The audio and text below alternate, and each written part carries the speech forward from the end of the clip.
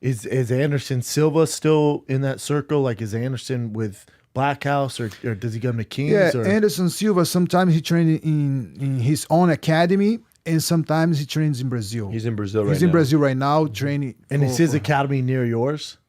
Yeah, we're all very close. like- We're all in Torrance. Yes. Like Anderson's academy is right MMA there. hotbed there. Yeah. So Anderson's place is, and I work 15 out there. minutes, He's yes. he's been kind enough to let us use the place to actually do just physical workouts and some weight training. So that goes down there, but it's all very close. Yeah, our school from Anderson's is 7 minutes to his, another 7-8 minutes. It's all right there in the South Bay. What? That's But amazing. Anderson's been gone for a while. He's been in Brazil training for this fight. Yeah.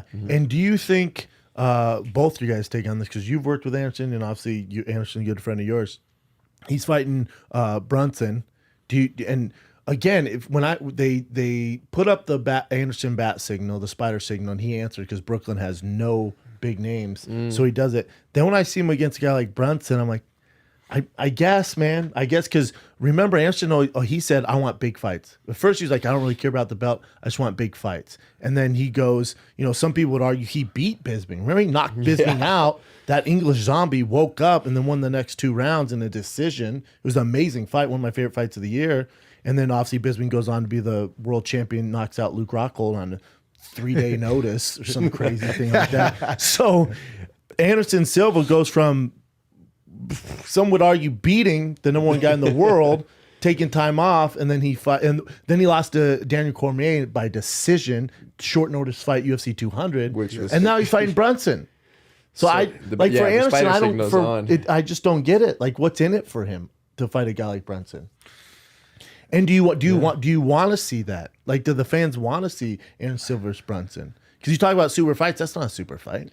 It's not a super fight. But Anderson's Anderson too, though. You know what I'm saying? So seeing Anderson get in there and do his thing, and he just, the way he addresses each fight, he's just so unique.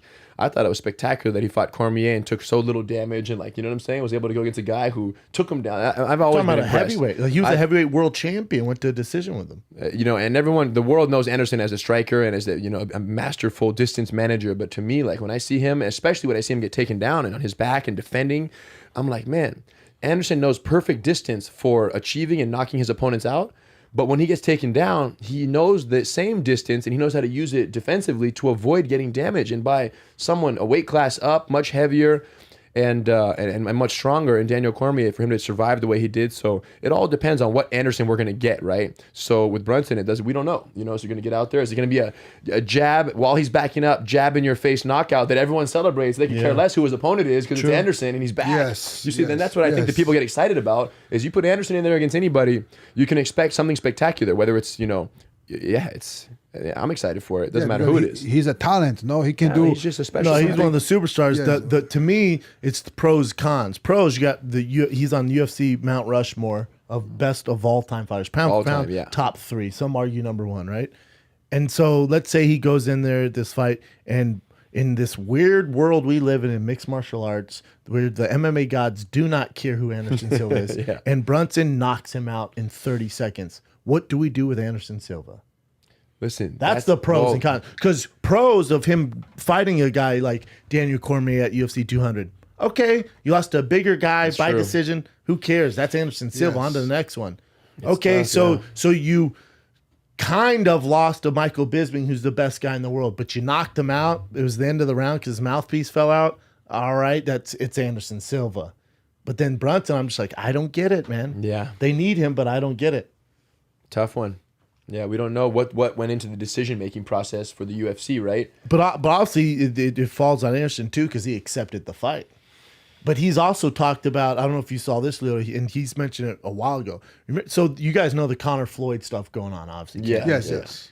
Remember, Anderson Silva was the first one to talk about fighting. But remember, he was going to fight Roy Jones, and that was like legit. And Dana was like, it's not happening. But they both wanted to fight. Right. And this is prime Anderson and not a prime Roy, but a good Roy. A good boxer. Not a whatever, Floyd's old now, but at the time Roy was younger, so that would have been an amazing fight. But he's the first one.